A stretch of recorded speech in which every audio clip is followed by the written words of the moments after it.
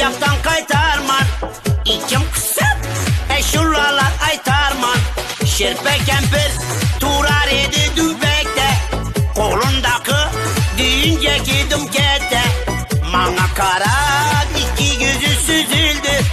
Toş tişörte traktörüm bozuldu. Bahar gelip pat pat gel yatırganda. Yürek vurdu yanımda toktaganda. Bir çarp düşüp göz kısıp selam verdi. Ne kişisi de